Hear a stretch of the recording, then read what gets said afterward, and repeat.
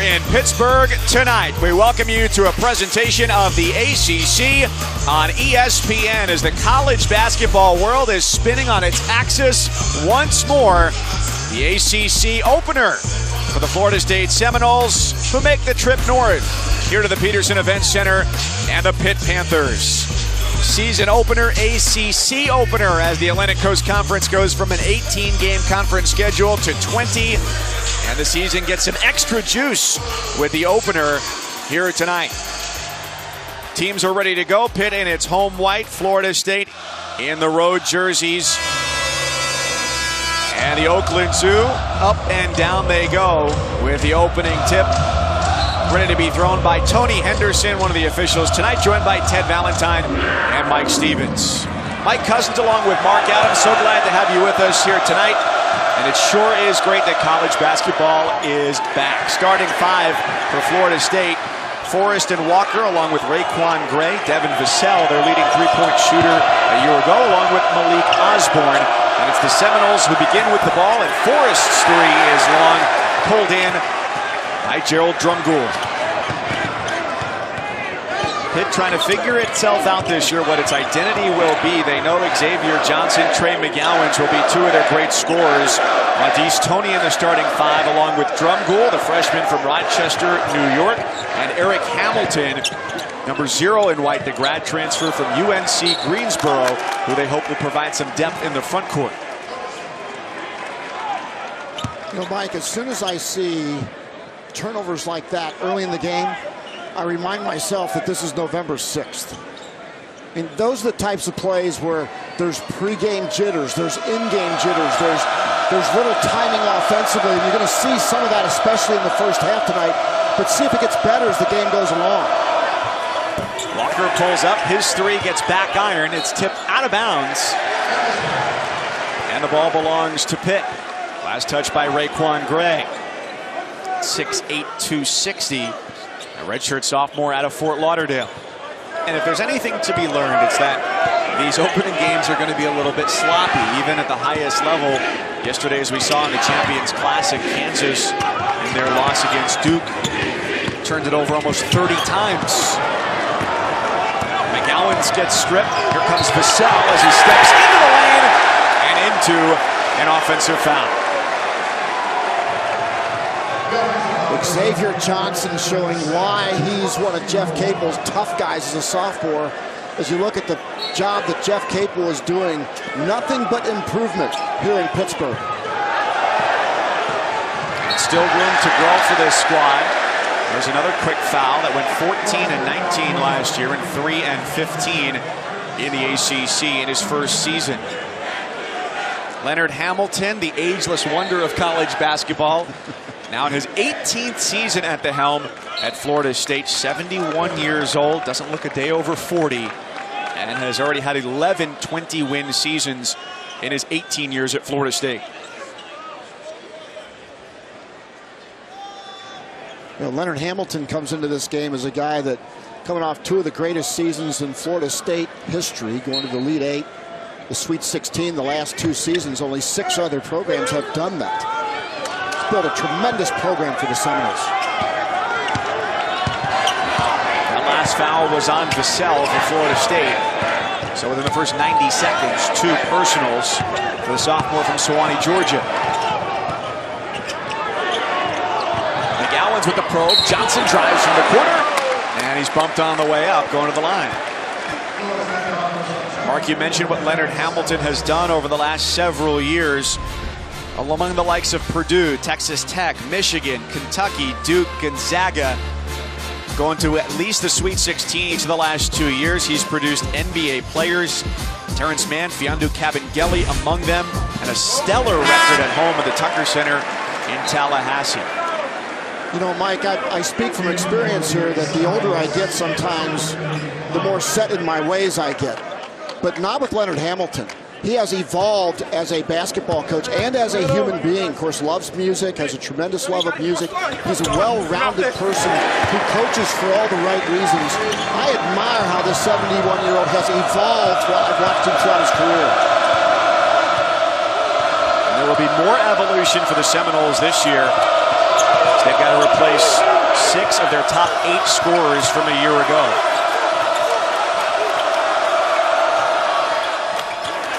Three-pointer is good for Anthony Polite. Showing a lot of versatility, whether he's at the 1 or the 2. And Mike, Anthony Polite was wide open because Pitt has made an administrative decision here to go underneath all of the screens. Look for Florida State shooters to be open. But can they make shots? MJ Walker called for the foul, and that's his second. So the Seminoles, with early foul trouble, have Walker headed to the bench. Vassell is already seated. So this poses some difficulty as they're without a couple of players tonight. Dominic Olnichuk, one of their 7-footers. The transfer from Ole Miss is out with a calf injury today, along with Raekwon Evans, their backup point guard. And Mike, remember last year in this contest, Pitt went to the line over 45 times in that game. He scored well over 30 points from the free throw line. McGowan's from deep. He shot 33% from three-point range in his freshman season last year, and they're looking for production wherever they can get it from beyond the arc. McGowan's after the 3, comes back down the floor and gets called for his first personal. Well, McGowan's such a great balanced shooter now with the three-point line. Moved back now to over 22 feet long. That would have been a three-pointer a year ago, only a two-pointer this year. Three-point arc to 22 feet, 1 3/4 inches. In the center of the basket out to the arc, the FIBA distance. I like it. No, I love it. Spacing. Forrest steps through and scores. Don't you think that it would be great to see all the rules just line up with one another at every level? That would be nice, but I don't know what's going to happen. I'd like to see him also extend the width of the lane as well. I've done the NBA Summer League for years now. I love the way the NBA spaces the floor, and I think it's a great way to space your offense. Perhaps a little bit more difficulty in the corners with that extended three-point line. Johnson gets called for the offensive foul. As Malik Osborne, the transfer from Rice, stepped in front. A ton of whistles early, and this time Xavier Johnson a little bit out of control, and Florida State rotates and takes the charge. Well done moving the feet for Malik Osborne.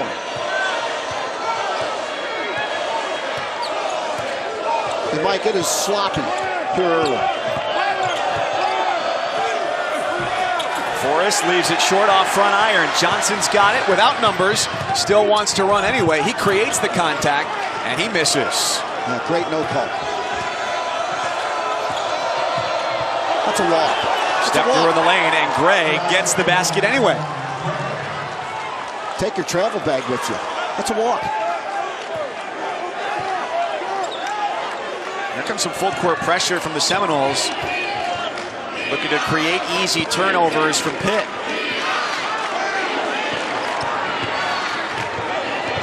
Johnson through 2 defenders, has it rim out. Loose ball, ping-pongs down to the Seminoles. Forrest coming up the floor. Florida State defenders are going straight up and challenging shots, and that is not a foul. Johnson not able to finish. Patrick Williams stepped out of bounds, a little sloppy, a little choppy to start as the Noles lead by 2.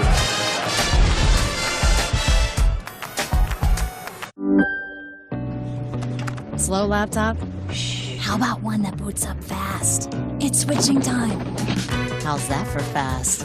Switch to booting up as fast as 6 seconds. Switch to Chromebook. Early first half here in Pittsburgh as Florida State's up by 2 over Pitt. Mike Cousins, Mark Adams, glad to have you along with us. A lot of questions for every team coming into the start of the season, the ACC opener tonight. But for Pitt, they know at least they've got 2 stars on their roster. Yeah, 2 sophomore guards, as good as any sophomore guards in the country in the same backcourt, with Xavier Johnson, who went for 30 against Clemson last season, and then Trey McGowans, who went for 30 also in the win against Florida State last year. Mike, the thing I love both about these 2 guys, they get to the free throw line. They were combined 28 for 29 last season in the win against Florida State. These 2 guys are hyper-aggressive, taking the ball to the rim. Team made 38 in that game last year. Florida State has to replace 6 of its top 8 scorers, one who returns, the senior Trent Forrest. He is a winner, and he's been durable, playing in over 106 games. and he's won 78 of them. That's nearly a 75% winning percentage for Trent Forrest. He is a winner with a capital W. They went to the Elite Eight 2 years ago, to the Sweet 16 a season ago. They lost to Gonzaga at that point, but they weren't fully healthy there. They lost some of their most experienced players going into the postseason. Leonard Hamilton has some of those pangs of disappointment, thinking how things might have been different if not for some late injuries. Well, and certainly this is a different team, but Leonard Hamilton typically plays a lot of guys. And early in the season, you're looking for rotations. For Leonard Hamilton, I think this is an advantage playing early, because he typically plays a lot of guys anyway. Tony's southpaw fling is off the mark from 3. Still Florida State by 2. And as we see a lot of turnovers, case in point, here comes Tony. He rises and misses the dunk. Loose ball out of bounds. Coaches are going to have a lot of tape to correct after their opening games, but with the ACC opener to start, it makes the challenge even bigger. Well, Audie's Tony, known as a rebounder, defender, and also known as a non-shooter, even from point-blank range. So when you were a coach, if you had your conference opener as your first game of the season, how would your preseason preparation differ from if it was, say, a team at a lower level where you were expected to win?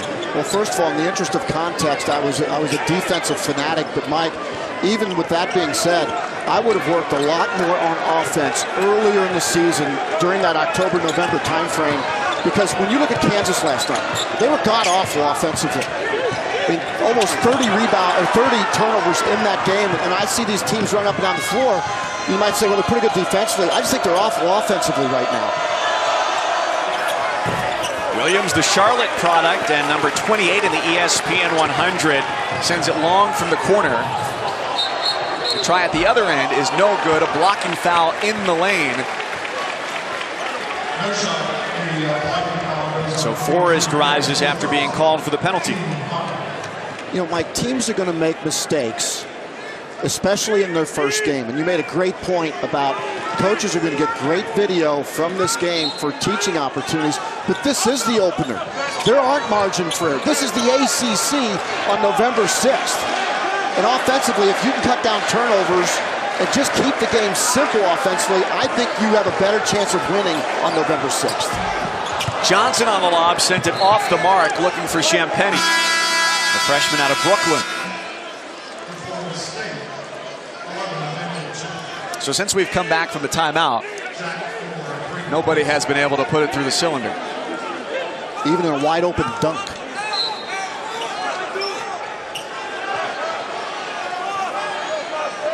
Ryan Murphy into the game, number 24 in white for Pitt. Hoping he can give them a boost from beyond the arc. Started his college career at Charlotte and joins them now from a year at New Mexico Junior College.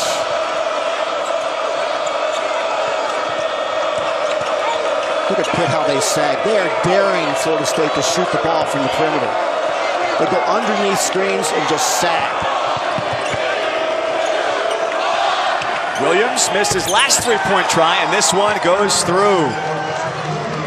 Freshman who averaged 22 and 9 last year at West Charlotte High School, and the son of two parents who played college basketball. He is going to be a star in this league. A lot of good freshmen, as usual, in the ACC. He's going to be one of those stars.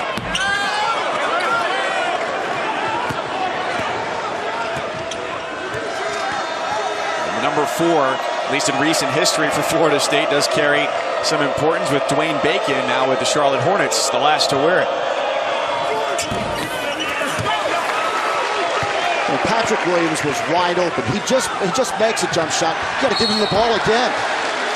Nice job of rim running there with Pitt's last basket quite some time ago. Well, North Carolina used Kobe White. Go ahead and pick up Cole Anthony. Patrick Williams does it effortlessly. Vernon Carey last night, double-figure scorer for Dirk. Samuel Williamson.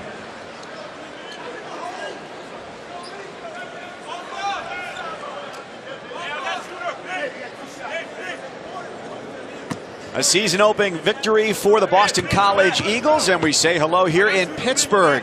The Pitt Panthers and the Florida State Seminoles with their conference and season openers as well. Along with the former coach Mark Adams, I'm Mike Cousins. We're glad to have you with us. 7 minutes and change gone by here in the Peterson Events Center, and Florida State up by 4 with that free throw from Terrell Brown, ending a 7-0 Florida State run. Mike, here we are on November 6th, an ACC opener for both of these teams. Pitt brings 2 of the great sophomore guards for Jeff Capel and company, with Trey McGowens and Xavier Johnson. McGowens dropped 30 on Florida State last season in their matchup. Florida State a year ago, 29-8, a school record in wins as they went to the Sweet 16. And Pitt a year ago, in Jeff Capel's first season at the helm, a 14-19 mark, 3-15 in the ACC. The conference this year going from 18 to 20 league games, and to make the early part of the schedule even more exciting, putting some of those here on the front part of the calendar. So here's Forrest, the lone scholarship senior on the roster, who they're hoping will become even more of a scorer this year after averaging 9 points and 4 assists last year. Watch Trent Forrest, number 3 for Florida State, how he directs this offense and directs traffic consistently through the possession. Forrest goes across the lane, fades and misses. And a timeout, 11:42 to go with the Noles by a triple.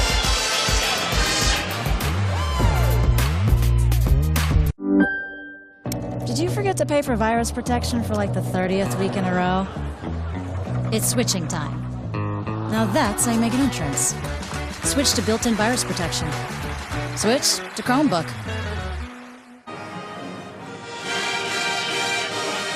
Choppy start here in Pittsburgh as Florida State leads by 3, season opener after they went 29-8, a school record in wins a year ago. The last 2 seasons have been nothing short of stellar for 18th-year head coach Leonard Hamilton. They've churned out draft picks. They've been 28-3 at home. And they're looking to get to the NCAA tournament now for the 4th straight season. Trent Forrest is going to lead this team, coming off of toe surgery in April, was out a lot of the summer, but he's their only scholarship senior on the roster, so there's a lot on his shoulders in 2019-2020. Trent Forrest, very durable. You saw the 106 games that he's played throughout his career through his junior season.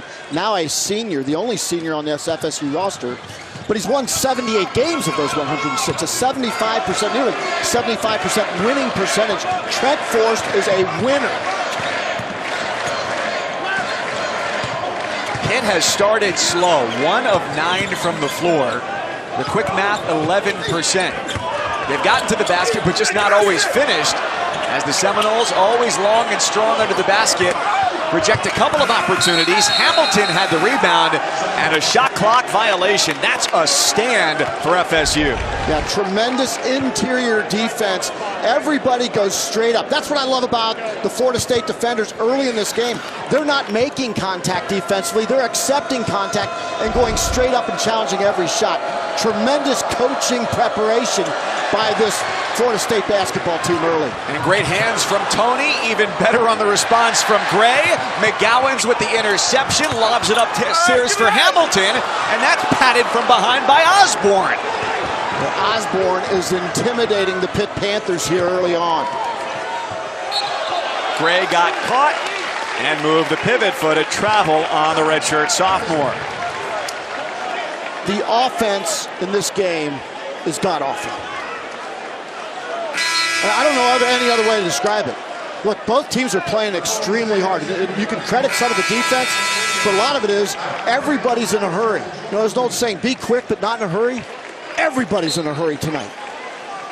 So knowing that as a coach, you're coming into this season, you have a big challenge to open the year. It's not the little sisters of the poor to open the season. How do you adjust your coaching to get ready for a difficult game number 1? Well, first of all, this has never been done in the ACC, and I don't know of any other conference that's opened the first game like this on November 5th and 6th. And so I think you've got to look at your offenses. There's the tipping right there by Hamilton inside.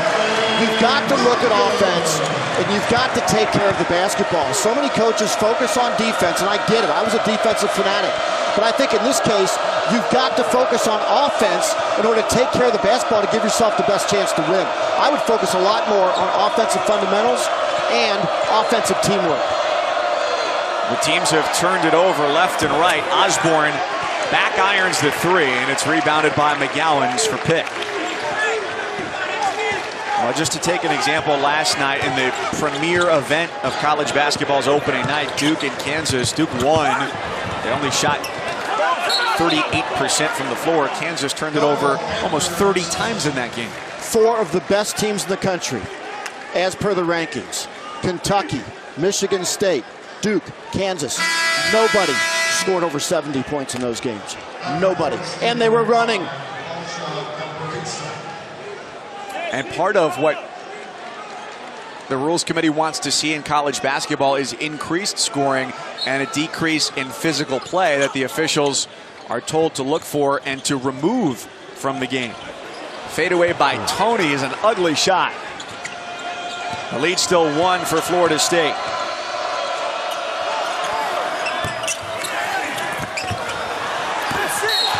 On the loose ball, it's picked up by Koprivica, the freshman from Serbia, and he's going to the line. Basketball has started, but it's still football season on the ACC Network Saturday and on the ESPN app. It'll be Florida State in coaching limbo right now against Boston College, Wake Forest, and Virginia Tech.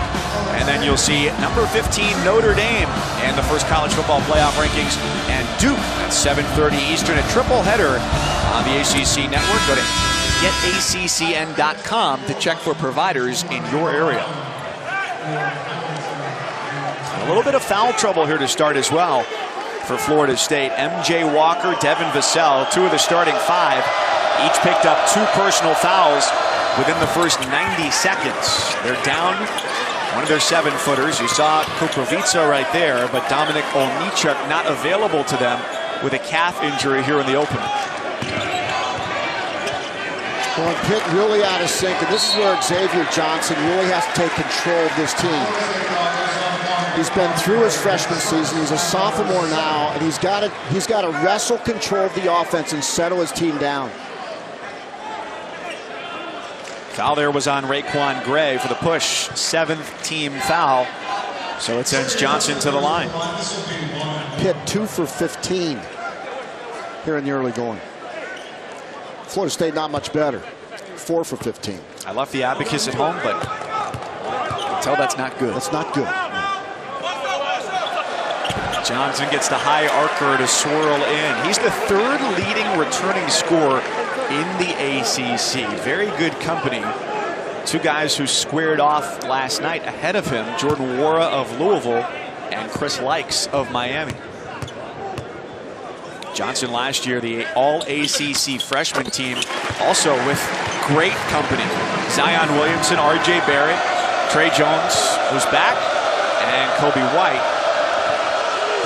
of North Carolina. Yeah, those guys are pretty good. I heard they're doing okay. Making a lot of money. North Carolina in action tonight, hosting Notre Dame. That was a 1-point lead for the Irish at the half down at Chapel Hill. Kobe White gone, and Cole Anthony steps in. Very talented freshman for Roy Williams in North Carolina. A lot of really good freshmen. Again, as you would expect in the ACC. Patrick Williams for Florida State. One of those guys to keep an eye on tonight. Number 4 for the Seminoles. Number 28 in the ESPN 100 in this year's freshman class. Koprivica got cut out of position. That's his first foul. Now there's a look at some of those freshmen. Patrick Williams with us tonight. How about Landers Nolly last night for Mike Young and Virginia Tech? Holy as cow. They go on the road at Clemson and drops 30 in his freshman debut for Mike Young. The highest scoring debut for a Hokies freshman ever. You have to go back only 2 years for the previous high. It was Nickeil Alexander-Walker. But here's the difference. He did it against Detroit Mercy. Nolly did it against Clemson, an ACC team. And Mike, think about Fletcher McGee and how he would come off the screens, that Mike Young, intricate, all the different screening angles to get shooters open. He's only 6'3" or 6'4". Landers Nolley is also exceptionally skilled. He's 6'7", jumping over defenders, knocking down shots. They were picked for last in the league. I don't know. Florida State's got the lead by 2 as half of the Pitt offense has come from the free throw line. About 12 minutes gone in the opening half. Gray hooks it off the window. Beautiful finish. He's got some Draymond Green in his game. That is a big dude at 6'8", 260.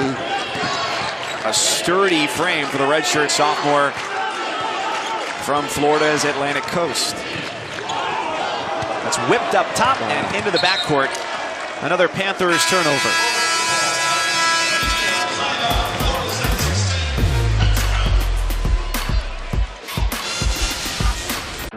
This is the Nest Hub Max from Google.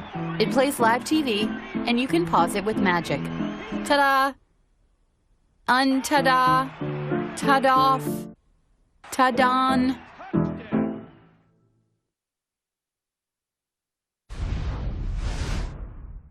Big thing for me is schoolwork. One of the things that struck me last year was when we got to like midterms and finals, we had a lot of guys that didn't have computers. So I got each one of you guys laptops. Okay. This is for you guys for schoolwork. Sir. I love that. I need it.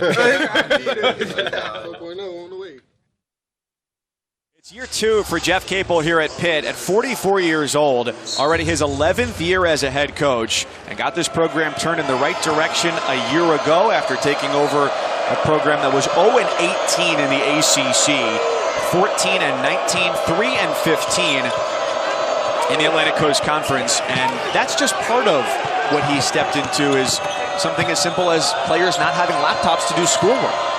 And you notice in his comments, he said, I've gotten you laptops for academics. For homework. For homework. Now, this is not to play Fortnite. But even the small things, you know, this is a beautiful facility that underwent a massive facelift in the offseason.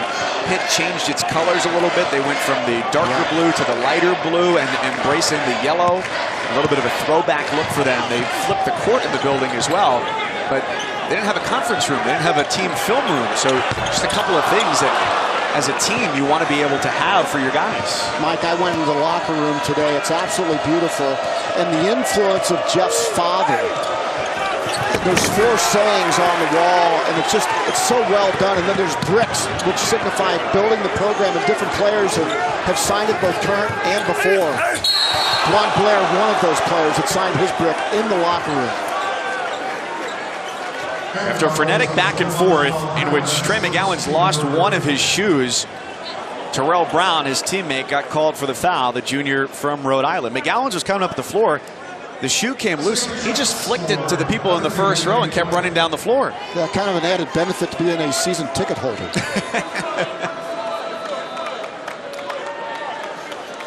So it puts Anthony Polite at the line after the 4th team foul against Pitt.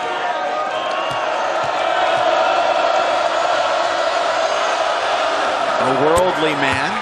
His first language is Italian, but he also speaks French, of course, with English.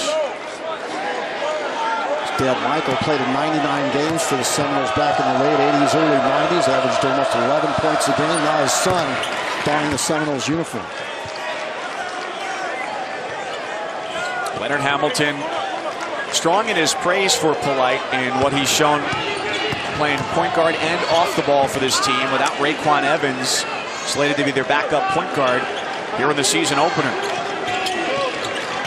Keep your eye on number 24, Ryan Murphy. He's a long-range shooting threat, and Pitt needs his ability to knock down shots. Again, rejected by the Florida State interior defenders. Osborne rising to knock down that shot, and then he's called for the foul. So Osborne's going to be disappointed here, but this is a point of emphasis for the officials that players cannot dive on other players. It's going to be a foul. Oh boy, what they're doing interior as we take a look at the loose ball right here. And what Florida State is doing to intimidate Pitt inside has been impressive. It's not just the length, it's also been their ability to go up vertical, straight up, to challenge every shot. Great defensive discipline for Florida State inside. As a legal defender, as long as you move laterally, side to side, obliquely, backward, diagonally, and play straight up, and in accordance with the principle of verticality, you are in good shape. Johnson went down to get it nicely with the outlet pass to Drumgoole. Up ahead. Three-point try from the corner is good for Ryan Murphy. That's big. No, that's huge for Pitt. They need Ryan Murphy to create space for them offensively. He just did it the first time this season in a Pitt Panther uniform.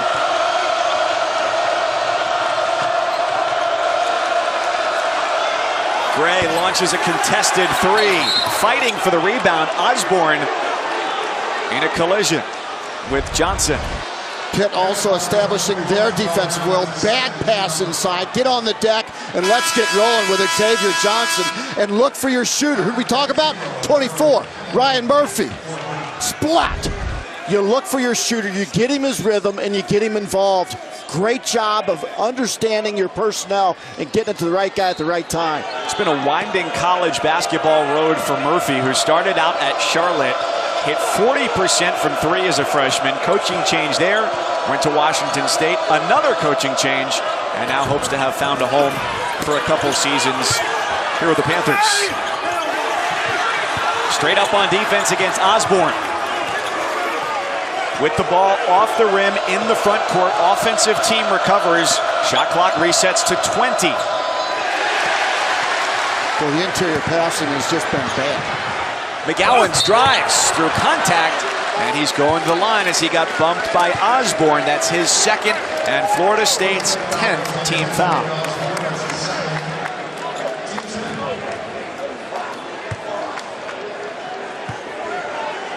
Not great decision-making.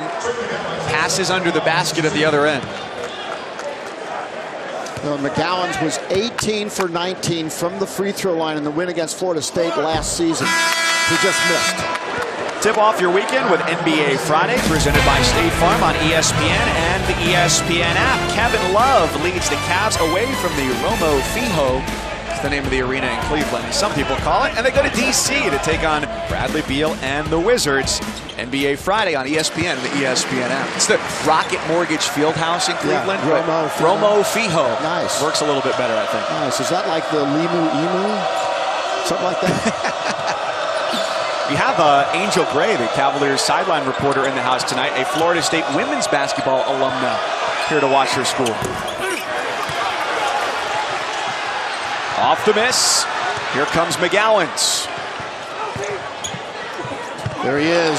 Murphy wants another three. He's got it. And Pitt takes the lead by one.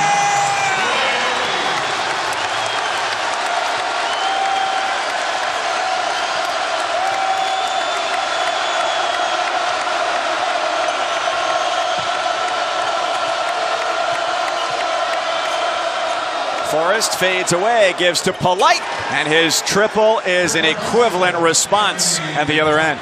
Trent Forrest, really smart decision, crowd on their feet. He went to a shut-up player, Polite, in the corner. You always need one guy that can make a shot, tell everybody sit down, shut up. Polite's your dude tonight. Well, he may temporarily quiet the crowd here, but the Oakland Zoo will not be seated. Johnson has his shot rejected by Forrest and out of bounds to the Seminoles bench.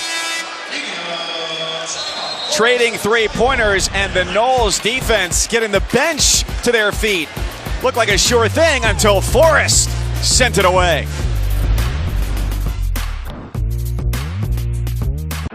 This is the Nest Hub Max from Google. It plays live TV, and you can pause it with magic. Ta-da! Un-ta-da! Ta-doff! Ta-don! When you got slasher, dasher guards like Johnson and McGowan's, you need a guy that can space the floor, especially with the longer three-point line. That guy for Pitt is Ryan Murphy, number 24. Welcome to the Peterson Event Center, Ryan Murphy. It was a long journey just to get here. He played in 3 different states across the country to go to California in high school. Shot 40% his freshman season at Charlotte. Went to Washington State, another coaching change. Played at New Mexico Junior College last year. And now as a junior is here at Pitt and helps them space the floor, which they really need because Johnson and McGowan's their top 2 scorers, 35%, 33% respectively from 3 last year. They lost their best 3-point shooter, Jared Wilson-Frame, who shot 36% from deep. When you've got Johnson and McGowan's who can get to the rim, they're very aggressive off the dribble. They get to the free throw line. So what do defenses have to do? They have to collapse. What does that mean? Guys like Ryan Murphy become doubly important for Jeff Capel. Lob for Hamilton got swatted away under the basket by Harrison Prieto off the bench for FSU. They'll routinely go 11 deep. Last year, they had 11 players who averaged 10 or more, but with some foul trouble early in this half, going perhaps deeper than Leonard Hamilton may have expected in the first 17 minutes. MJ Walker and Devin Vassell each picked up their first 2 fouls within 90 seconds of tip. Mike, I would go to the well again. Whenever you see a guy shoot the ball well, like a Ryan Murphy, who is a rhythm shooter, when he gets it going, it just pours 3-point shots. I'd run something with a dribble penetration to his side, or maybe a throw to the backside for a 3. You got to get him open. He's open. Give him the ball. No call on the drive by McGowan's with contact, and Johnson left it short from 3 after they had tried running Murphy off the screen earlier. Wilkes lines it up. Around and out. Yeah, Wilkes a designated shooter for Florida State. Played in just 15 games a year ago.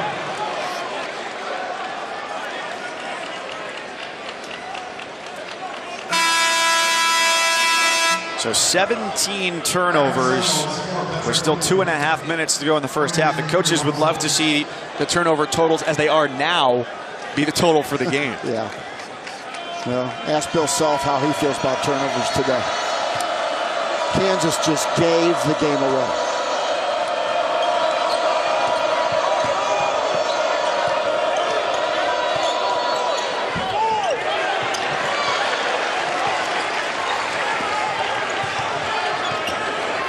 Pitt right now, they've turned it over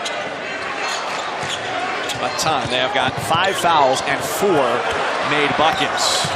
Hamilton drives baseline off the window, gets the bucket and the foul.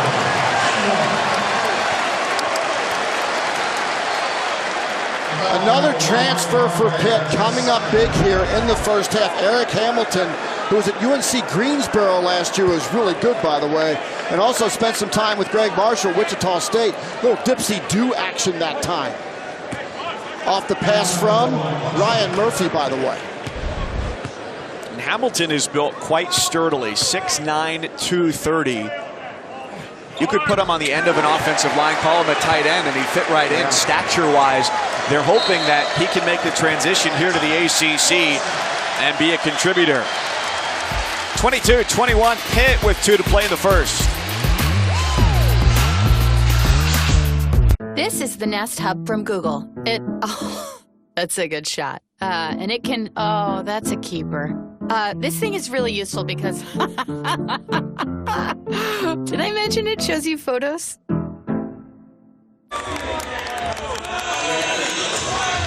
The Oakland Zoo, one of the more well-known and rowdy student sections around the country. They're fired up on a school night because it's the ACC opener here and their team's up 1.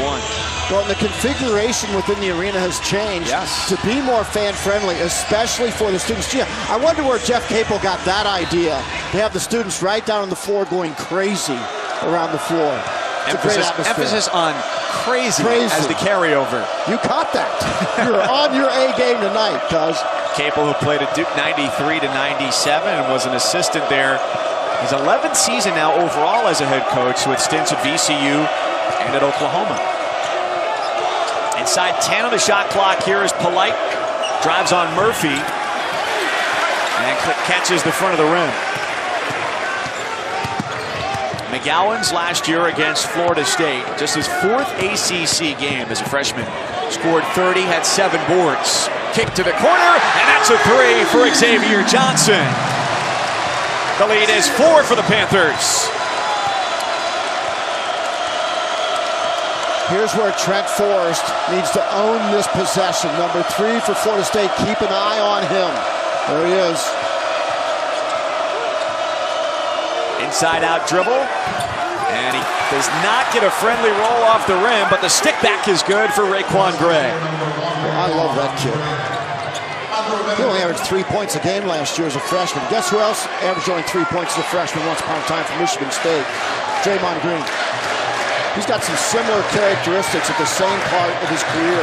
It's a crapshoot if he'll become that good, but he's a pretty good player. Murphy with a quick dribble is turned away by Prieto. It turns into a Florida State fast break, and the floater that didn't go last time does fall for Forrest. Trent Forrest has a sense for the dramatic, for the opportunity. You see every big possession, he's exerting his will on the Florida State offensive end. Time for one shot and a timeout to use. So Pitt, with 20 seconds, will draw something up.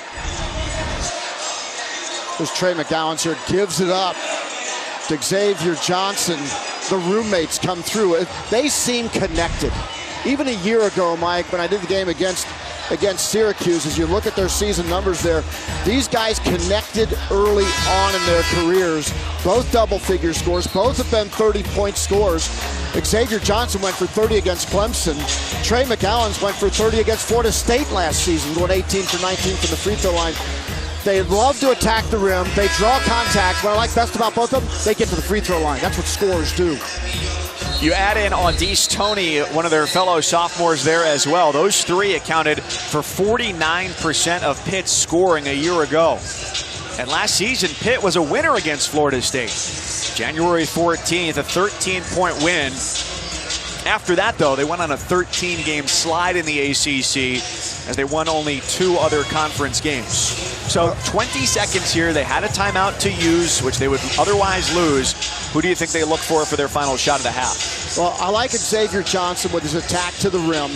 I like Murphy coming behind the dribbler for the open 3. Florida State has not adjusted to that well. And then, of course, you got McGowan's available as well. A struggle just to get it in as they find Champagnie. Here comes Johnson. Watch number 24. Watch Ryan Murphy get open on the backside. McGowan's, they double team him. He kicks to the corner, a 3-point try, misses everything. It's put up by Murphy at the buzzer. He left it short, and an empty possession for Pitt. And an even tally at the break, 25 all. Will there be tears at the half? Who knows? But Tom Rinaldi will sit down with Coach K. A first half analysis as well. Lots coming at the break from Pittsburgh. The Pitt Panthers. A choppy first half where the best shooting percentage in this game is 31% from Florida State. Their defense has been good.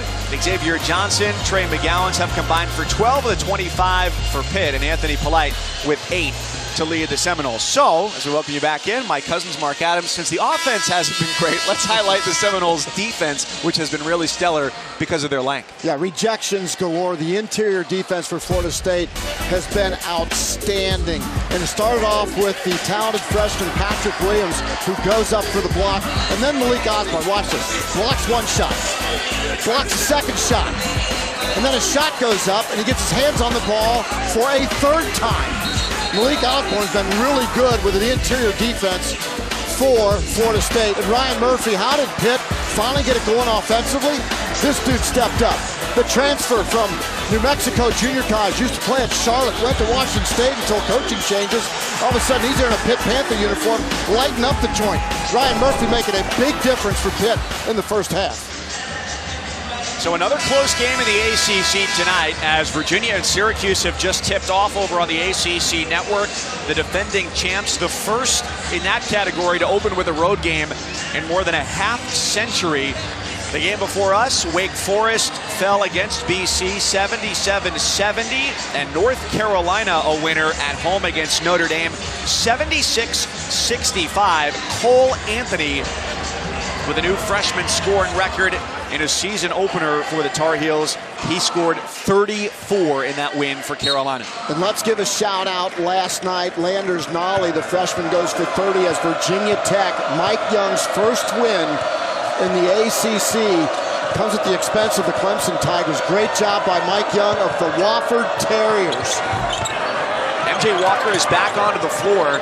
The Seminoles are certainly happy about that. Him and Devin Vassell both had to sit within the first 90 seconds of the half with 2 personal fouls apiece. That's an offensive foul charged to Malik Osborne, his 3rd. You're watching this at home, and you're wondering why. And it's because you have a defender who's in legal guarding position with offensive initiated contact, and the officials are going to call that as a charge every time. Yeah, Osborne just lowers his shoulder right there and tries to plow his way to the basket. Legal guarding position, 2 feet on the floor, facing the defender. He moved backward, and if the offensive player initiates that contact, it may look like what you've thought in the past to be a block, but it's going to be a charge. That's an illegal screen. Drumgoole gets called for it, the freshman out of Rochester, New York, who spent his senior season at La Lumiere in Indiana, teammates with Isaiah Stewart of Washington, a top 10 player in this year's incoming freshman class.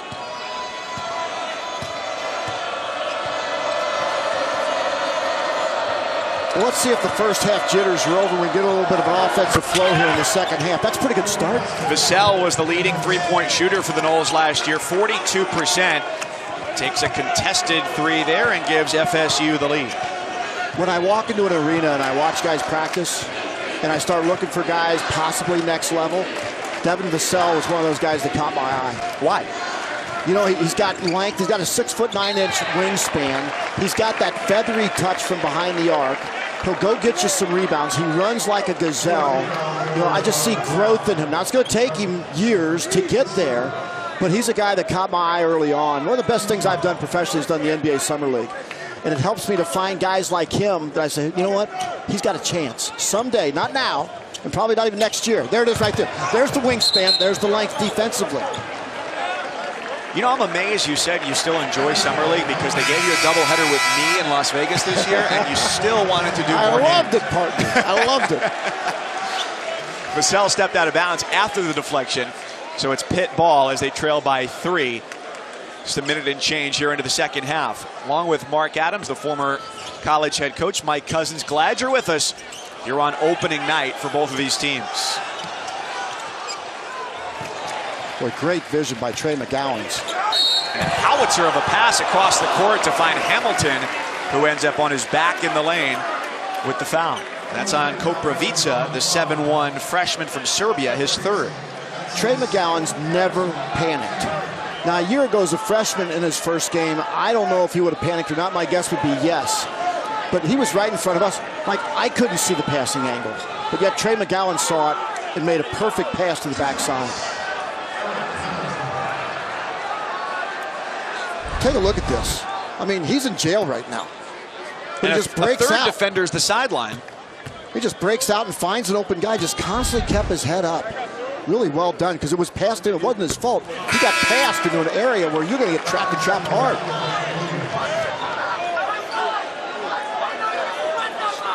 I like the maturity of that sophomore guard, Trey McGowan's.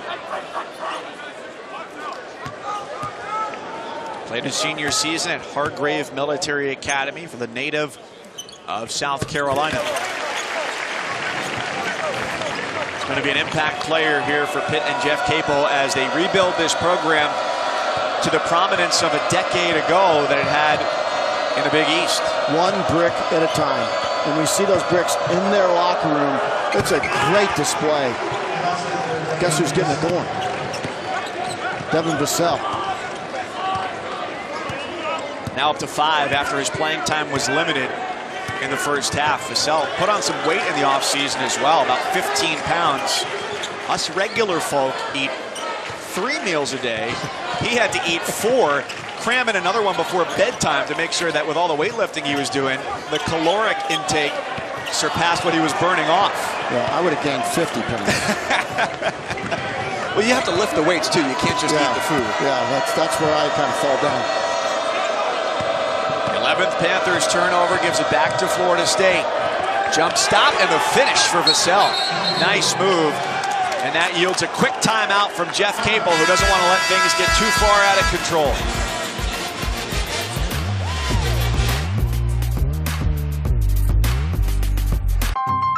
For all of the heroes who serve us, T-Mobile is here to help serve them. That's why we're offering 50% off family lines for military, veterans, and first responders, so they can stay connected on our newest, most powerful signal ever. And now, we're also offering half off our top Samsung phones for military, veterans, and first responders. Our service is just one way we say thank you for theirs.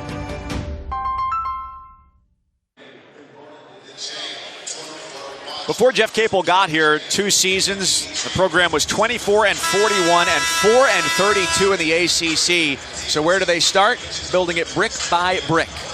And there's Jeff Capel's brick. You saw Dwan Blair, the beast that played here for Pitt several years ago, and they do build it brick by brick on the principles of his father, Jeff Capel's father. We show up, we keep our promises, we appreciate what we have, we make no excuses. That's the foundation of Pitt basketball, and I absolutely love it.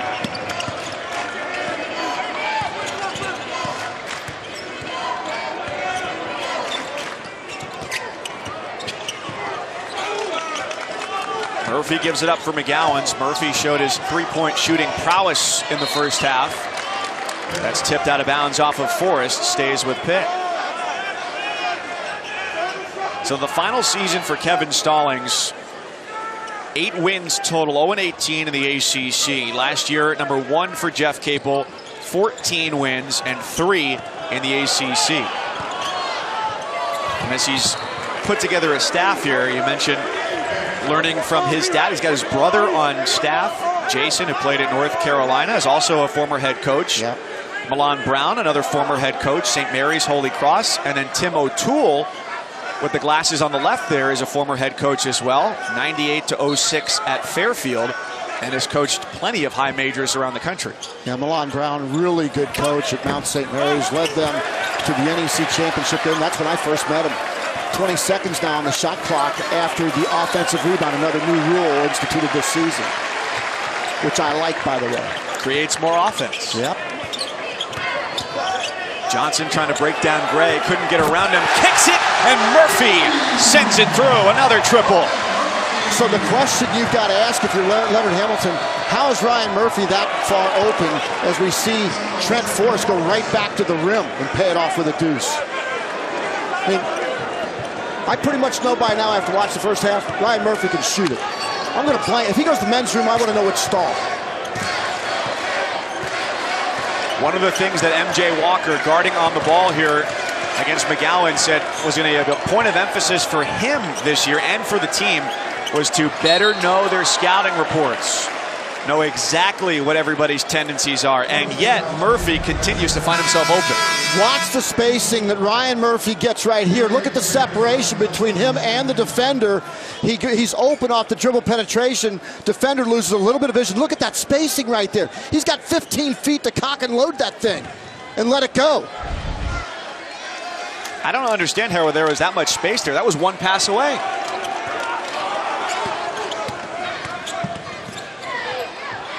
McGowens gives it up. Drumgool's 3 around and out.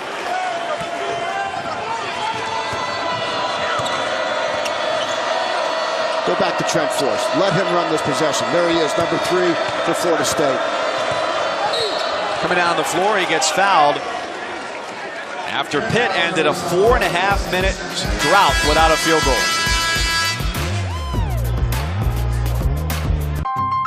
For all of the heroes who serve us, T-Mobile is here to help serve them. That's why we're offering 50% off family lines for military, veterans, and first responders, so they can stay connected on our newest, most powerful signal ever. And now, we're also offering half off our top Samsung phones for military, veterans, and first responders. Our service is just one way we say thank you for theirs.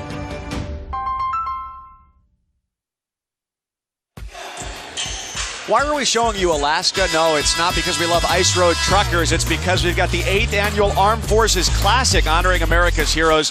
Friday, 9:30 Eastern for those of you in Alaska, 4:30 on ESPN and the ESPN app. Washington and Baylor as year 3 of the Mike Hopkins era begins in Seattle. Isaiah Stewart, number 3 in the ESPN 100. High school teammates with Gerald Drumgoole of Pitt last year at La Lumiere Prep School in Indiana. Stewart, number 3 in the class. Jaden McDaniels, number 7 in the ESPN 100, leading Washington against Baylor, picked 2nd in the Big 12 behind Kansas. Back to action, and Devin Vassell hits the bucket for Florida State. They're up by 7, 4.5 minutes into the second half.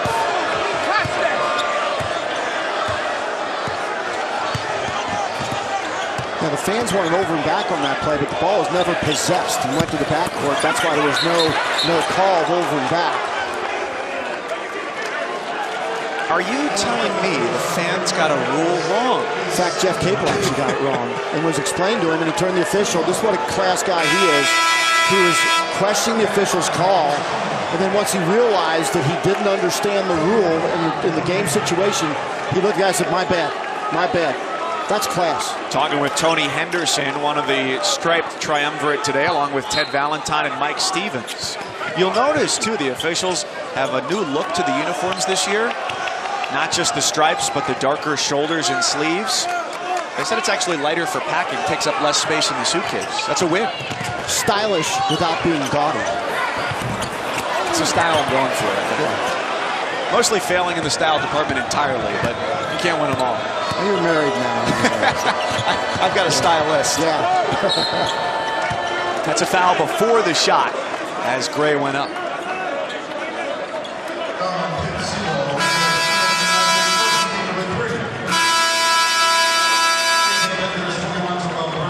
How about Gray? He perspires quite a bit. That jersey is super saturated. Look at his shorts. At the bottom of his shorts, there's a dry part and a wet part, and that's like 80% saturated. I have no comment. You gotta hydrate a lot after the game. Oh, goodness. And back to him in the post. Pitt really struggling offensively. Florida State starting to get their offensive mojo here a little bit. Forrest. Oh, how about that finish from Vassell? Devin Vassell is dominating offensively here in the second half, while Pitt has 11 turnovers on the game, 8 fouls and 7 made baskets, now 8 made baskets. And that was great vision from Tony, who had a contested shot and instead gave it up for Terrell Brown, who had a wide open look, an easy finish to rise with that 7-4 wingspan. Well, keep your eye on Devin Vassell. One thing Florida State often does a good job of, they ride the hot hand. They give them the basketball. Vassell 4 for 4 in this half. Didn't see a touch that trip down the floor. Murphy makes the extra pass. Johnson drives into traffic. Soft touch, not enough to do it. Well, just because Murphy is on the floor, though, Johnson has dribble penetration routes to the rim.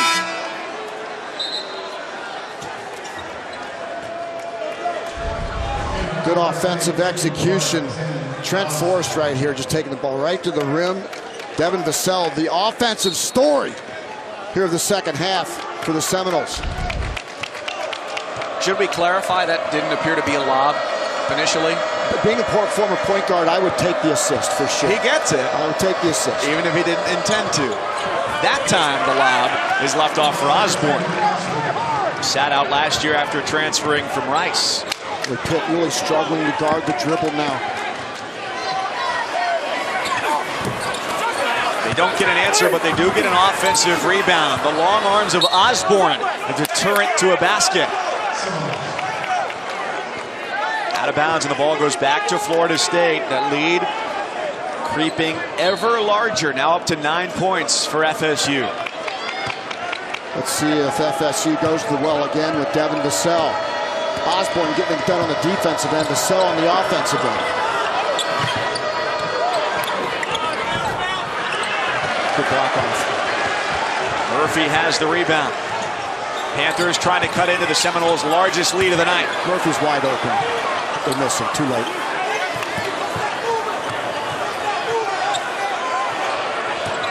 Now he wants to facilitate off the screen. Had Brown inside on the roll. Instead, it's Tony wide on the three. Tip up and out. Champagne's there for the offensive rebound. Underneath. Pump faking two for Brown. He's been the answer.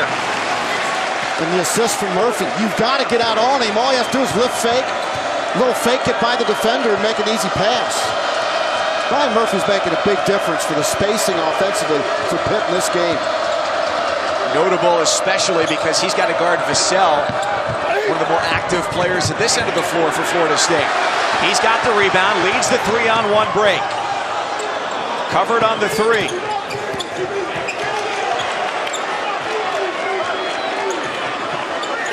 Sense of urgency for the Pitt offense to get moving. Ball's been stay on one floor. The double team came and it's a foul as Polite undercut Brown. 7-point game. Timeout in Pittsburgh.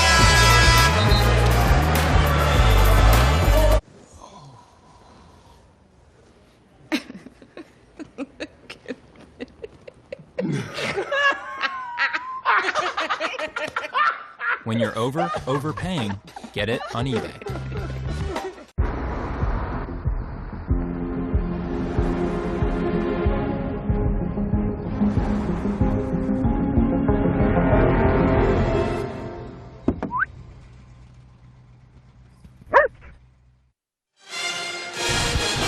Leonard Hamilton, year number 18 in Tallahassee as the head coach, 7th winningest coach in the history of the ACC. You see that shirt? You know what I love about Leonard Hamilton on the road?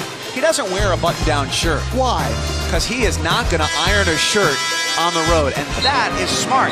He also loves music, and so he has Five Oceans Music Group. These are CDs from his label. Now, I'm a millennial, so I don't think I'm supposed to know what this is.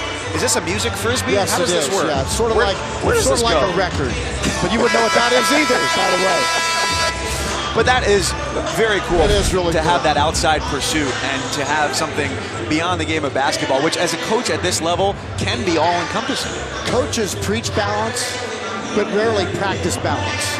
And Leonard Hamilton is a guy that obviously has tremendous, not only musical interest, but also a great singer in the church choir. He's got balance to his life. He understands his role as a coach, is truly as a mentor, as a teacher, to help guys get their degrees. His mother and dad were educated only to about the 8th grade level. Yet this is a man that got his college degree, that's gone on to a highly successful coaching career, and he's mentored so many young men. Throughout his career, he's only had 6 guys that didn't graduate through his whole career. He's an amazing man. He's a Renaissance man and a man of constantly evolving as a professional, as a person. I love Leonard Hamilton. Talking to him is always educational. You always learn something, not necessarily about basketball, sometimes just about life. And he had one of his assistants, longtime assistants, go on to become a head coach this year as Dennis Gates took over at Cleveland State. They just played their opener last night. So he's got Stan Jones, who's been there with him the entire time at Florida State. Charlton Young, CY, former head coach at Georgia Southern. And then as he had to fill a vacancy on his staff, he didn't have to look very far, just up the road to Clemson, where Steve Smith was formerly an assistant as recently as last year and joined his staff. 71 years old and constantly evolving as a person and as a coach. There's Young and Smith left and right. Oh, they're going to check this for the elbow. There was contact up top.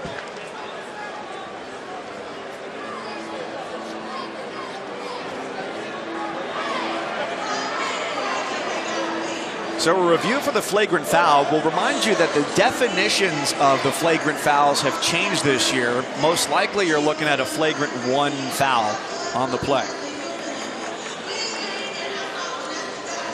So you've got the elbow there up to Osborne. Flagrant 1 is defined as excessive in nature. It's unwarranted or too much and or unnecessary, avoidable or uncalled for. Flagrant 2 would warrant an ejection. I think that's closer to a flagrant 1, if anything. Yeah, it's definitely not a flagrant 2. And I personally think it was a basketball play. He just got caught trying to get through a screen. His arm was already elevated and just rotated up. Yeah, that's a non-call. That's a great job by the officials of recognizing it and letting us play. And by the way, I don't know how this thing's going to work out the last under 12 minutes, but the officials done a great job in an early season game of very consistent calls, especially on jumping vertical to challenge shots and not blowing the whistle. Excellent job by this crew. I'd also like to know the expediency with which that replay review was conducted. So many times replay can cut into the flow of games. That was done in under 45 seconds. Yeah, to me, if you don't know one way or the other, then you go ahead and it's a non-call, you play forward. If you don't have indisputable That's video exactly evidence, right. you move on. And there's no dispute about what's indisputable. Wow, that is deep. It was really surface level flim-flam for me. There's nothing beyond that. Mike Cousins, along with Mark Adams, glad you're here with us in Pittsburgh. Florida State has led by as many as 9. That's been here in the second half. And the Panthers, with the ball on their home court, have trimmed it to 5. Neither team has shot well today. FSU 38% to just 25% for Pitt. Yeah, Pitt relies so much on the dribble. Look at the time that Xavier Johnson has had the ball in his hands in this possession. That shot good from the corner for Champagny, the freshman from Brooklyn. And the lead is down to 2 for Florida State.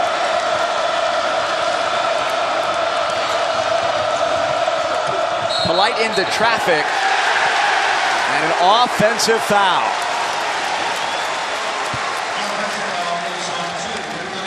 Well, you're seeing a maturity defensively from Pitt. Take a look. Does he establish defensive? Yes, no question. No question. And Xavier Johnson is more than happy to point out the offense while going down.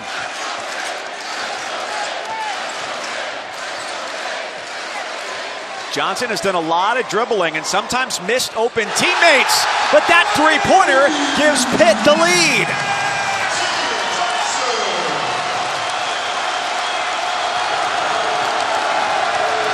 Nothing run by the Panthers. Forrest with the fadeaway and a foul on the shot. And we've got a technical foul as well. At the end of the play, there was some chatter between players.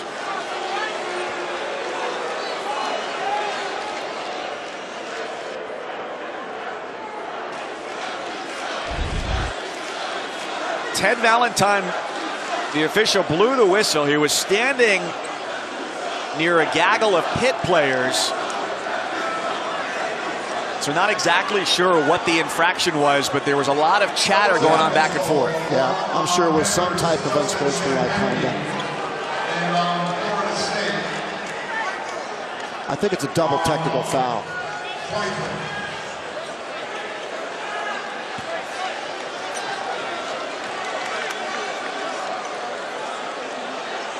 And that's one of the rule changes this year, is a point of emphasis on derogatory language with a number of categories to be enforced on those fouls.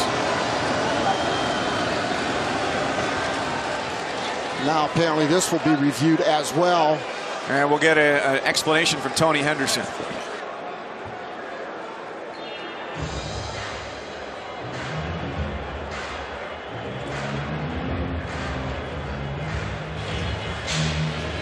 So double technical foul, 23 and 11. It's not related to the shooting foul, so the shooting foul will take place. And now they're taking a look to see if there was anything beyond just the chatter that took place between Champagny and MJ Walker.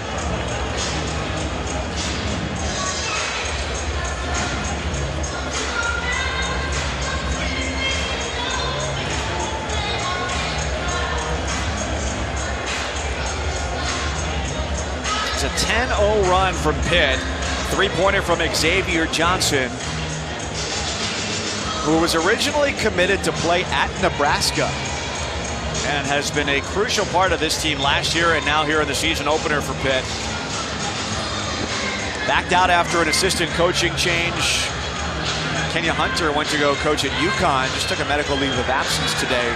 So wish him the best and hope for a quick return to the court there with Coach Hurley.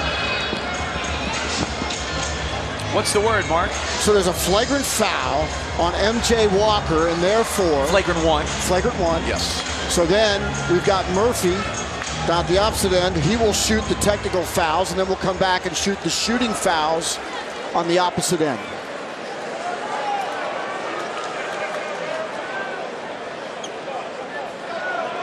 Here's a look at what's adjudicated as the flagrant one. So watch 23, watch Walker.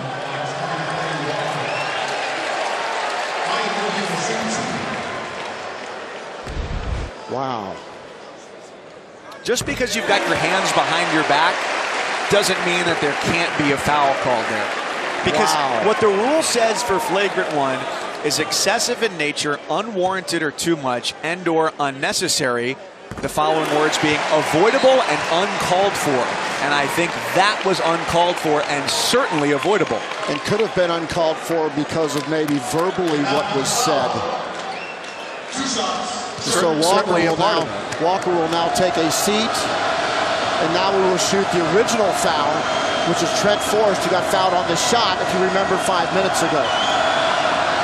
I'd forgotten, actually. Thank you for the reset. You're welcome. That's why you have me here.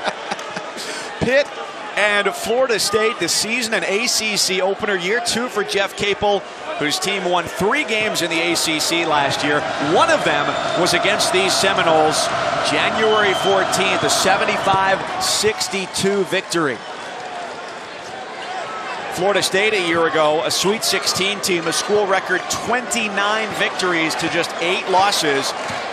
And they're down by 1 past the midway point of the second half.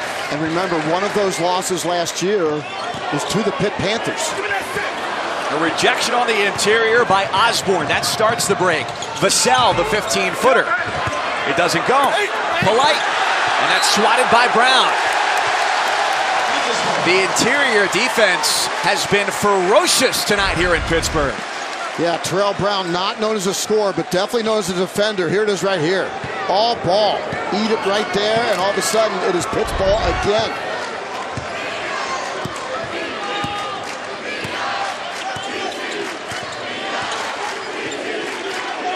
McGowan's from deep, and he's got the three-pointer.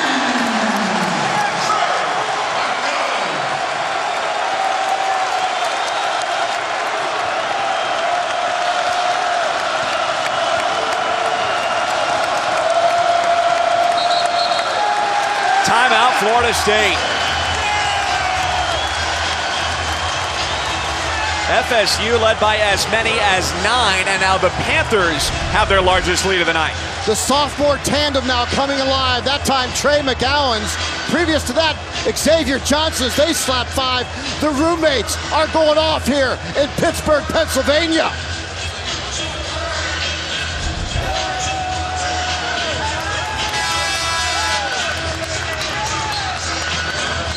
Well, just throw the preseason prognostications out the window for a moment, if you will. Florida State picked 5th in the preseason poll. Pitt picked 10th, and yet it's the Panthers up by 4. And here's that two-headed sophomore monster for Jeff Capel and company. Xavier Johnson tonight with 11 points. McGowan's with 7 rebounds. They've got double-figure rebounds, 4 assists together. The turnovers are a problem, but mainly in the first half. It's been better here in the second half. Going on more than 4.5 minutes without a field goal for Florida State.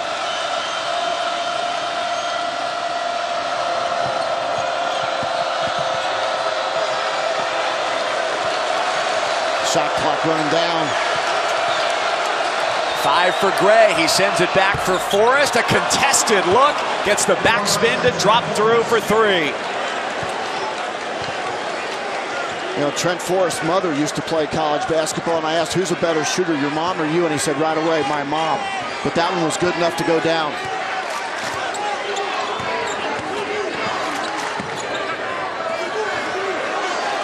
Murphy, a dangerous three-point shooter. Draws 2 defenders off the screen, just 6 to shoot. Champagnie for 3.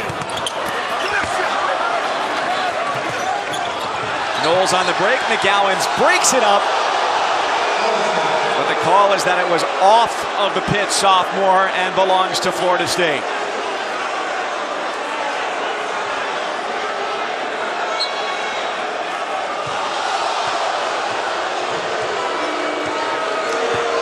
Minutes to go, and the Seminoles have a chance to take the lead.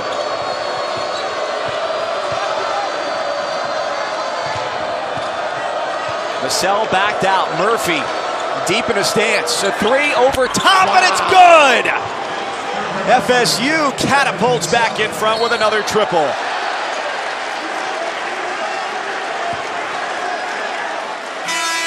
A foul after the bucket, a huge 3. Devin Vassell, he's got a hand in his face, but he sees over the defender. Splat! Devin Vassell.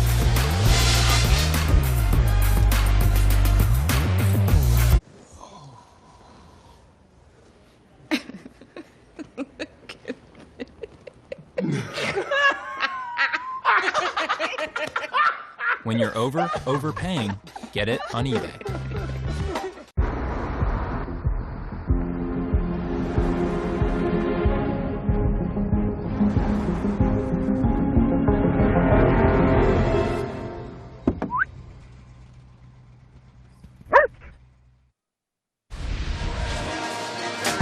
Devin Vassell, how good has he been in the second half?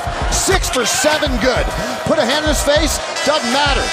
Step back, young man. Knock down the little floater, and then go get yourself a dunk.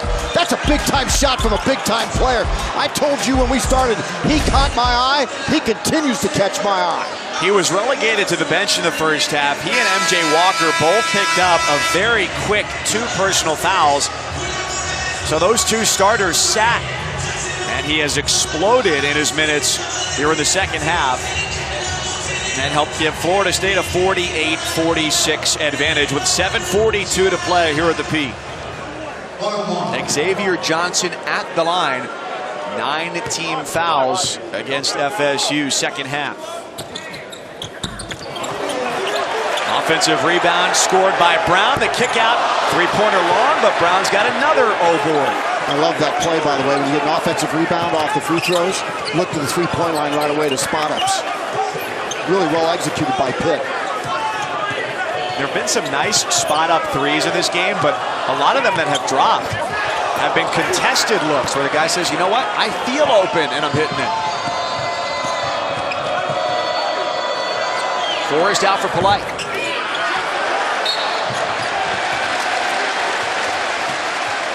Florida State a little bit too aggressive on the rebound. So it's double bonus the rest of the way as Pitt goes to the line with a chance to tie with 2 free throws. 4th foul on FSU's Raekwon Gray.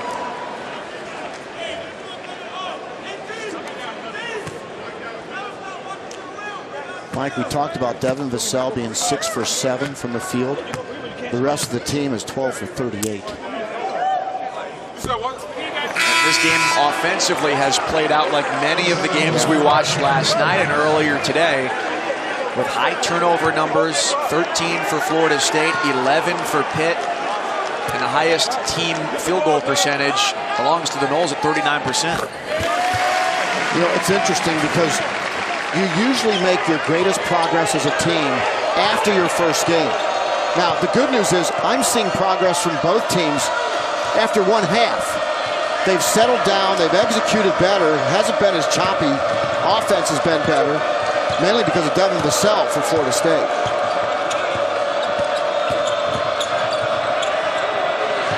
Polite draws 2 defenders. Can he get rid of it? Call for the travel. Great double team as Murphy came in and helped make the situation untenable. You have to dribble with a purpose. And that time Anthony Polite just dribbles into no man's land, into a double team, and has no place to go.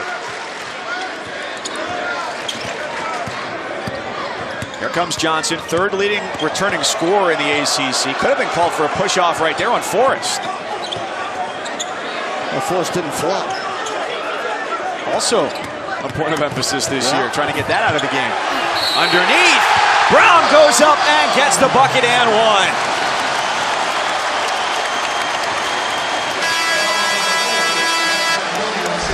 We saw Ryan Murphy's ability to make the three ball.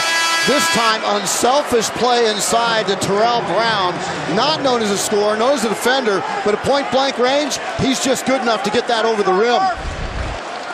Ryan Murphy, the shooter, now showing his propensity to put the ball on the floor, get by a defender, and make a play. He's made a huge difference in this game for Pitt.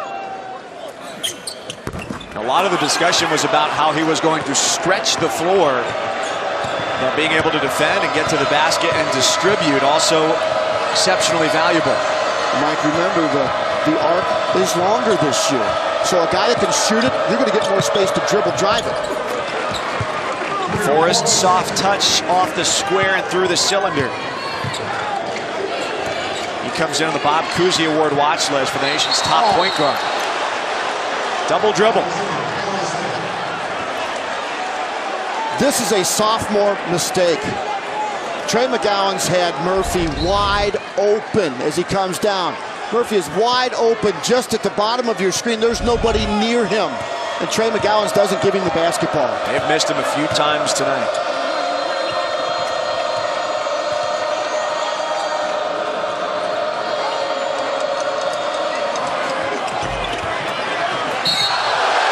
That foul is on Osborne. He went through McGowan's trying to get the rebound.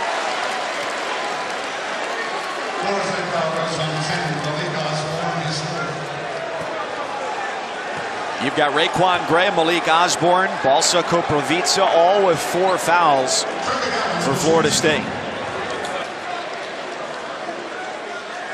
Florida State has only shot 6 free throws for the night. They are 6 for 6. Pitt has shot 22 free throws. Remember, a year ago, same situation. Pitt won the game because they got to the line significantly more times than Florida State. In the game last year, the Panthers made 38 free throws, and they ended up being the team that led the ACC with almost 17 made free throws a game. And McGowan's and Xavier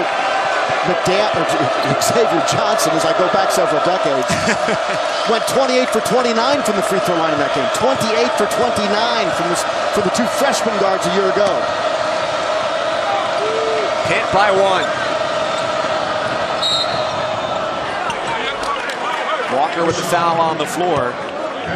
Called on Murphy, number 1 on the junior from California. At least where he's listed from on the roster, having went to high school in 3 different states.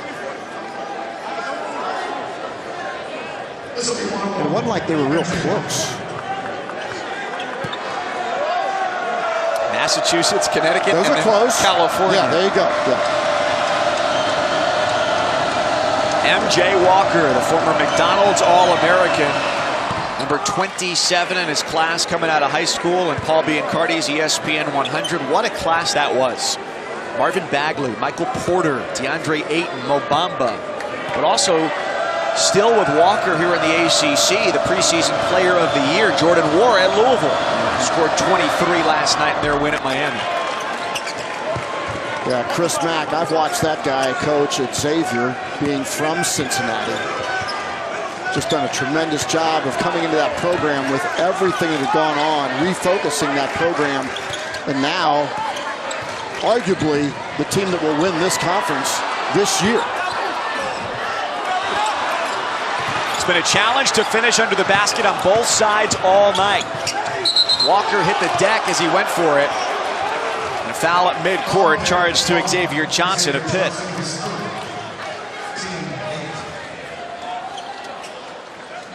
Eight team fouls against the Panthers. Double bonus on the other side. And it puts Forrest at the line. The degree to which this senior is focused on this season, he's deleted Twitter for the year. Done with it. Last year he said, you know, I got rid of it on my phone, still maybe peeked at it on the computer. This year, Nothing. Not going to look at it at all. An academic all ACC guy. That might be the smartest decision he ever made. A lot of good stuff on Twitter. There's a lot of bad stuff, too. I think it tilts more to the latter. From the corner, Champagny knocks down the triple. Pitt in front again, 54-52, 4.5 to play.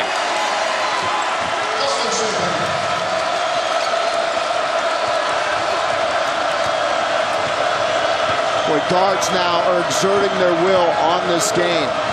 Trent Forrest, the go-to guy to make plays for Florida State. Walker wants 3. Bad shot. High bounce off the rim, and the rebound strong-manned away by McGowens. And now the sophomore guard combination at the opposite end. Trey McGowens, Xavier Johnson. Can they do it again?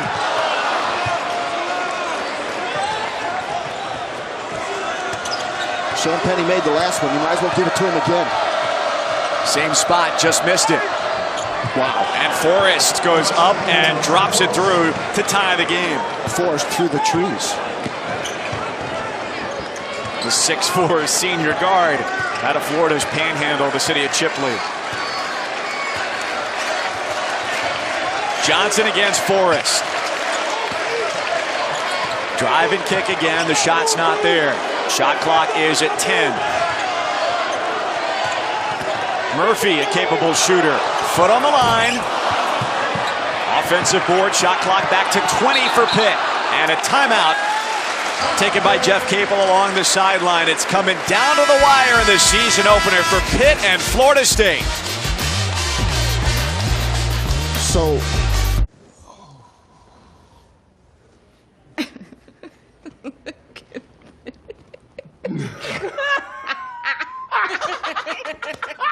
When you're overpaying, get it on eBay.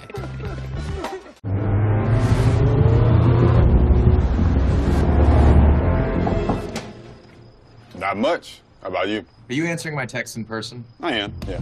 The Nissan Altima, now offering the most tech-advanced engine in its class. SportsCenter tonight on ESPN with SVP. A look at Giannis, Harden, and Embiid's return to play. Matt Damon joins the show to talk about Tom Brady, his new movie, and a little bit more. North Carolina, you'll want to see what Cole Anthony did tonight. And Virginia in action right now against Syracuse. Back here in Pittsburgh, down the wire we go. Mike Cousins and Mark Adams, glad to have you along with us. So take us inside the mind of what these coaches are thinking now. Hamilton, Capel, in the final 3 minutes. So Leonard Hamilton is really concerned about the inexperience that he possesses on this roster. But he has experience at the most important position with Trent Forrest at the point guard position. He's won 78 games and played in 106 career games. That's where you want your experience. Then you've got freshman guards from a year ago who are now sophomores. But what are sophomores? Sometimes wise idiots, right? That's the definition. Now have these sophomore guards learn how to close out a game in a close situation. Advantage Florida State coming down the stretch because of the experience of Trent Forrest. And Pitt's got it here, 3:08 to go. Game number 1 of the year. Florida State looking to avenge a loss at the hands of the Panthers last year. One of just 3 out of their 18 ACC games. Johnson scurries his way down the lane on his way to 2 points. Only 2 guys touched the ball in that possession. Trey McGowens and Xavier Johnson. Jeff Capel's going to ride these sophomores all the way to the barn.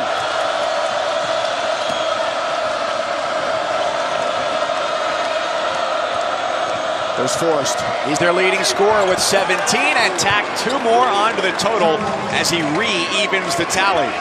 The chess match begins. Guards on one end, a guard on the opposite end. They're going mano y mano, and both coaches know, and they're playing to their strengths. I love it. Spreading the floor, trying to work off the ball screen here for Pitt.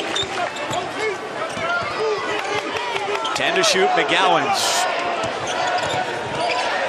He feeds inside. Brown wasn't ready for it. He rises and scores, plus the foul.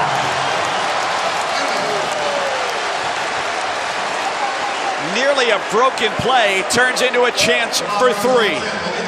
Trey McGowan's reads the defense and takes what the defense gives. Look how the defender goes and follows McGowan's. Why? Because he is the guy that needs to make the play, but he gives it up. And then Xavier Johnson. Hey, you need go-to guys. Here's 2 guys that were freshmen a year ago. They played a lot of games together, and Jeff Capel is giving both those guys the ball time and time again. There's a reason they want the ball in the hands of Xavier Johnson. Was the only player in the ACC last year to average 15 points and almost 5 assists a game.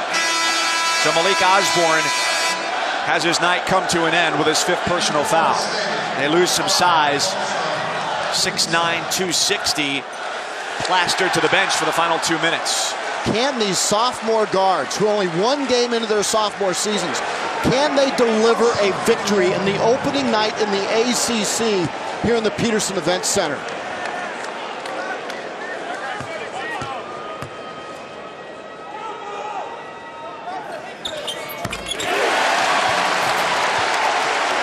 Florida State enjoyed a 9-point lead in this half. Pitt now up by 3. I'd think about doubling Trent Forrest and not let him get the ball back. If he gives it up, I would deny him as Pitt goes zone here.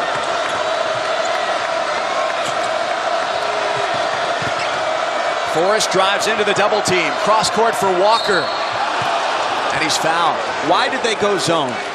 Well, Jeff Capel came out of the timeout with 2 good offensive sets and then decided to go zone because typically, Mike, early in the season, now Florida State doesn't play a lot of zone, so they don't practice a lot of zone.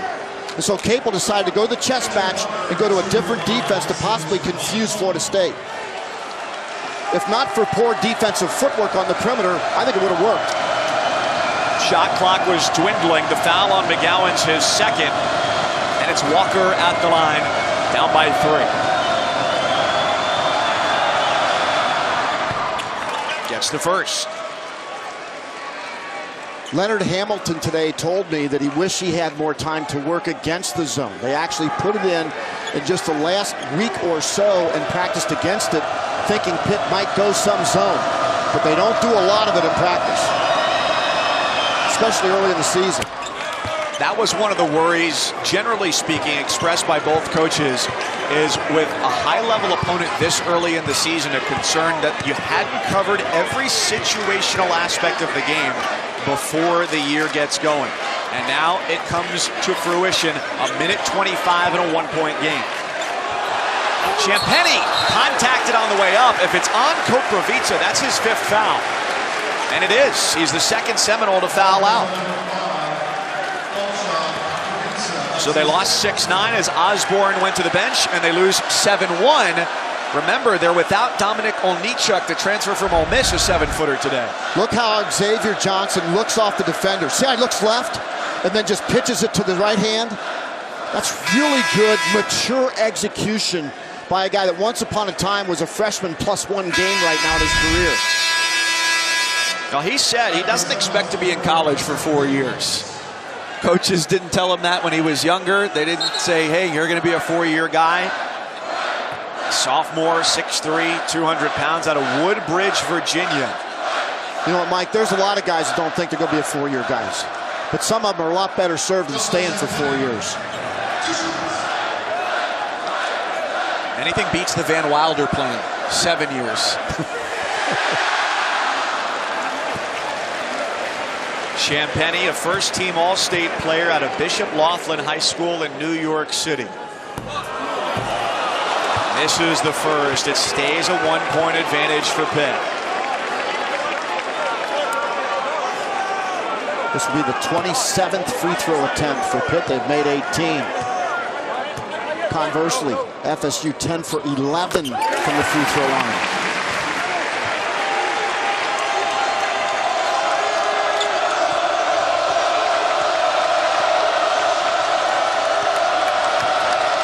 Pitt goes zone again. They run Walker through the middle as Gray puts it on the floor this time, and that's the 3rd on McGowan's, and it sends Gray to the stripe, whereas you just noted, Mark, the Noles have been eminently successful today.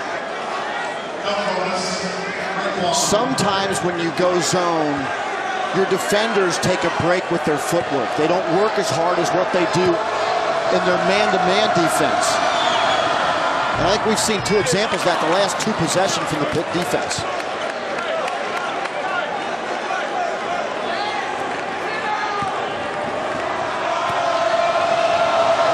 This is a big dude, man. Good on the first, off on the second. Nobody can say that the start of ACC play at the beginning of the year has not been exciting. Last night, Georgia Tech and NC State went to overtime. 7-point game with BC and Wake Forest. Carolina, a huge performance from Cole Anthony, and this one coming right down to the wire. Watch for Murphy. Watch for Murphy, number 24 in white. Watch for him. Defenders are scrambling. There he is. 2 to shoot. He's got to get it up. Shot clock violation.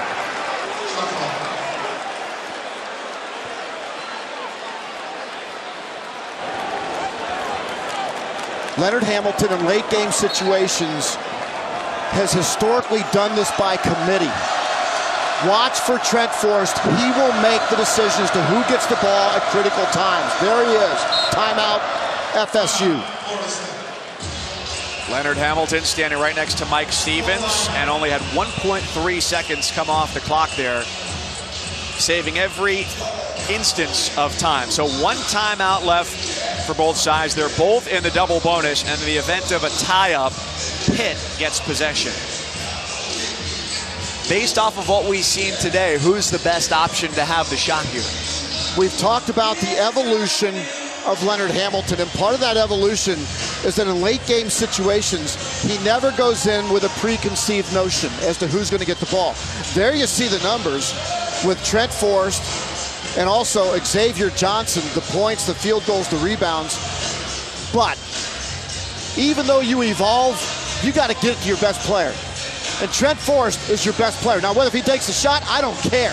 But I want him to make the decision as to who can win this game for Florida State coming down the stretch. They can set the stage for him to be that guy throughout the season. After they lost 6 of their top 8 scorers from a year ago, Fiondu Kabengele, Terrence Mann, 2 guys who combined for about 25 points a game a year ago. If I'm Jeff Capel, I'm telling my defenders, as soon as Trent Forrest gives it up, full denial. Just full front face denial. Don't let him have the ball back. Make somebody else make a play. Cut the head off the monster.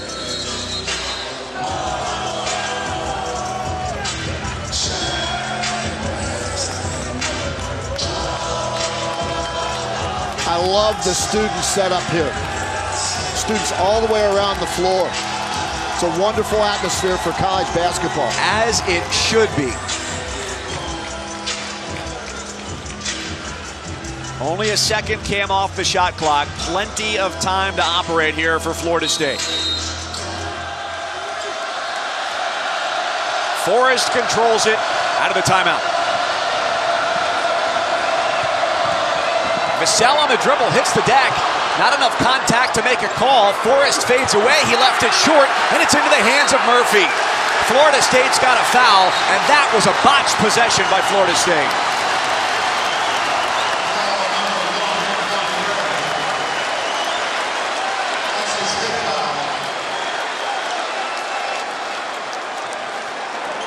Yeah, Leonard Hamilton wanted a foul right there and didn't get it.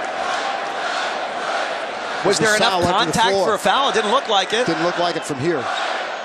Raekwon Gray is the 3rd FSU player to foul out.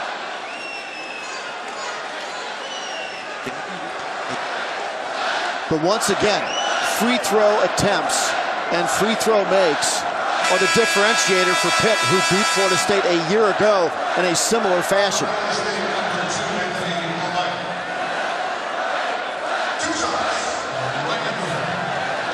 Anthony Polite is in to replace Gray.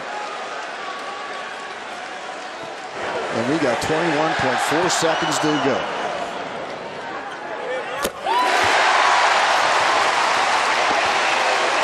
Murphy makes the difference, a field goal. Well, this transfer has made a huge difference tonight.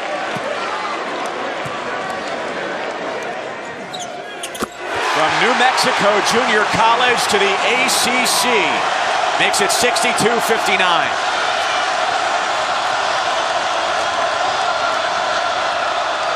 Well, you don't need a three. They might now, though, with the clock going down. And now it's going to be the freshman Williams going to the free throw line. First game of his career, but number 28 in the freshman class in the ESPN 100. He's used to big situations. That last possession is an example of November 6 basketball. There was some indecision for Florida State, looking for a three ball when, what's the other coach saying? Don't foul, don't foul. You take it to the rim. Take it immediately to the rim, live to fight another day.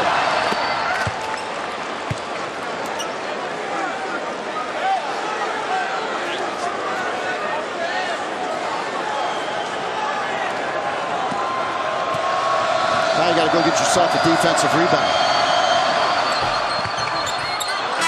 Williams makes them both, and it's back to a one-point game.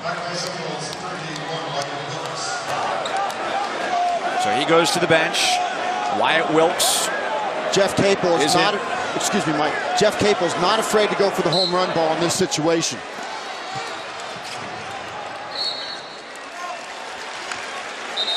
They leave it short for McGowan's. Both sides here, you've got a lot of variables in the way this can play out. Made free throws, missed free throws. When the coaches have a chance to get their players together, what are they talking about? Well, right now you're thinking in terms of, if you're Pitt, will this be a three-point lead? And if it is, at 7.5 seconds, will Jeff Capel opt to foul or defend in this situation? I asked him the question today at under 6. He immediately said he would foul if he's up 3 under 6. This is at 7.5. It'll be interesting to see if he fouls in this situation right away to not have a chance for Florida State to knock down a three ball.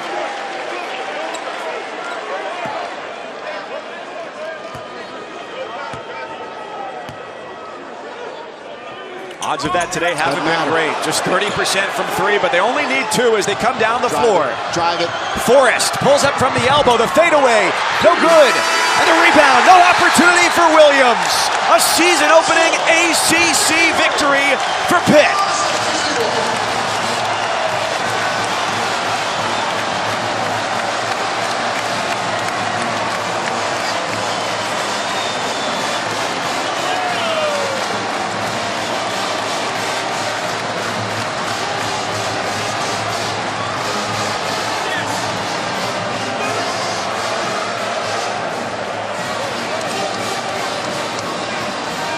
Call it jubilation as they can finally exhale with a victory. You've got the ball in the right guy's hands with Trent Forrest. You don't want to settle for a jump shot in this situation. Settle for the jump shot, and the sophomore guards for Pitt showed poise and maturity in the midst of chaos and got it done. And they defeat the Seminoles for a second straight season. 63-61. It'll be a long flight back to Tallahassee tonight for the 0-1 Seminoles. On behalf of our entire crew here in Pittsburgh and my partner Mike Adams, Mike Cousins saying thanks so much for joining us. What a start to the ACC season. We say so long from the Peterson Event Center.